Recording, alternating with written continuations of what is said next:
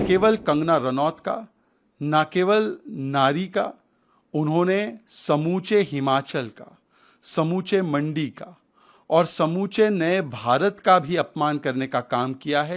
इनकी पार्टी का तथाकथित नारा है, लड़की हूं, लड़ सकती हूं। पर प्रियंका वाड्रा जी, आपकी पार्टी का चलन तो ऐसे लगता है कि लड़की हूं तो क्या कांग्रेस से बच सकती हूं। मुझे लगता है कि कांग्रेस का तो चरित्र ही बन चुका है महिला विरोध और महिलाओं का अपमान।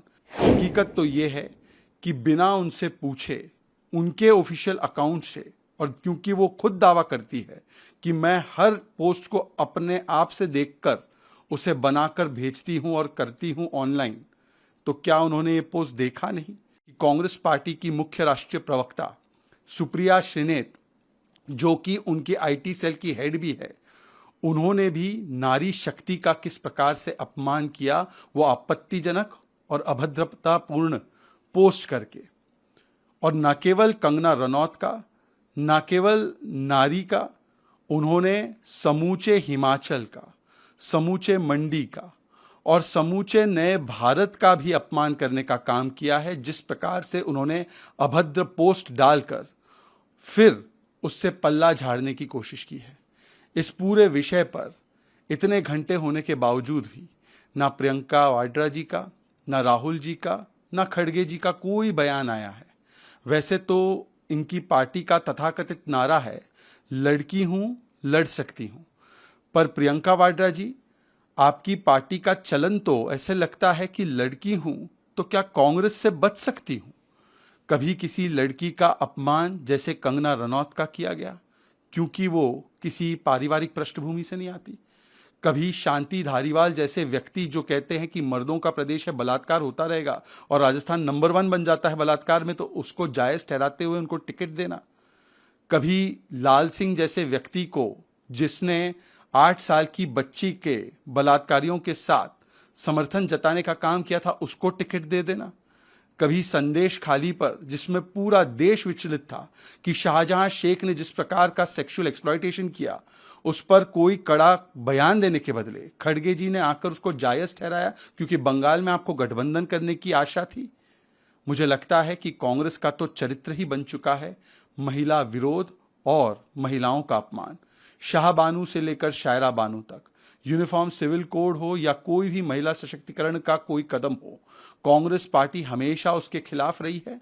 और आज एक और प्रमाण सामने निकल कर आया है। जिस प्रकार का वक्तव्य सुप्रिया श्रीनेत की ओर से आया है उनके इंस्टाग्राम पोस्ट के माध्यम से, वो बहाने चाहे लाख बना ले, परंतु कोई इन बहानों को मानने से इनकार ही करेगा, क्योंकि सुप्रिया श्रीनेत को यह ना मालूम हो कि यह पोस्ट उनके हैंडल से गया है।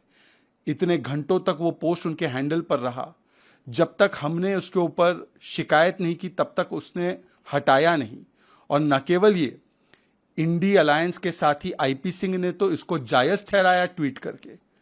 इसके अलावा कांग्रेस के एक और नेता है गुजरात के, जिन्होंने इसी प्रकार की अभद्र भाषा इस्तेमाल की कंगना रनौत पर।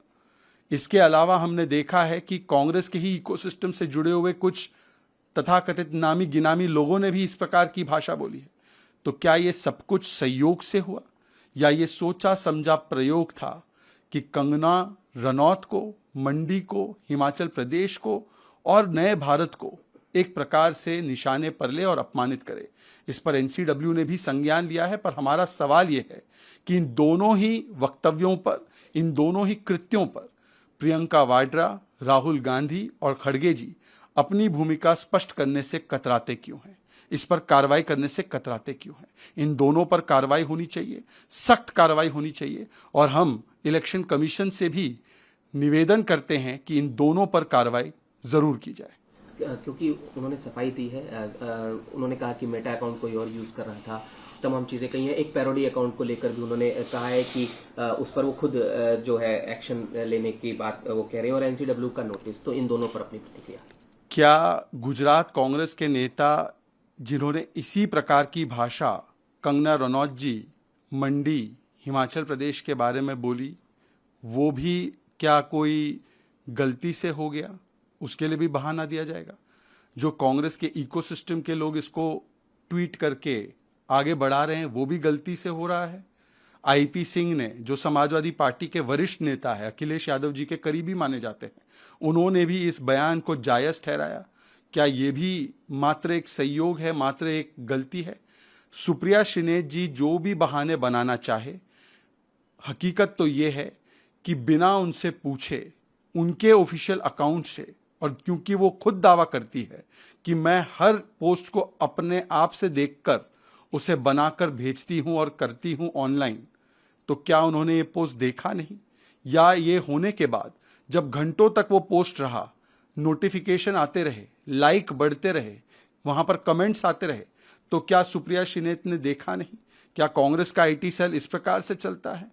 ये बात कोई भी स्वीकारने को तैयार नहीं है, क्योंकि एक नहीं, सभी कांग्रेस के नेता लगभग इसी प्रकार की जुबान बोल रहे हैं, और इसीलिए ऐसा लगता है कि ये पोस्ट शायद सुप्रिया श्रीनेत का जरूर हो, पर यह सोच कांग्रेस की है। और सोच कांग्रेस की है, इसीलिए प्रियंका वाड्रा, मल्लिकार्जुन खड़गे जी और राहुल जी ने अभी तक इसका कोई खंडन नहीं किया है।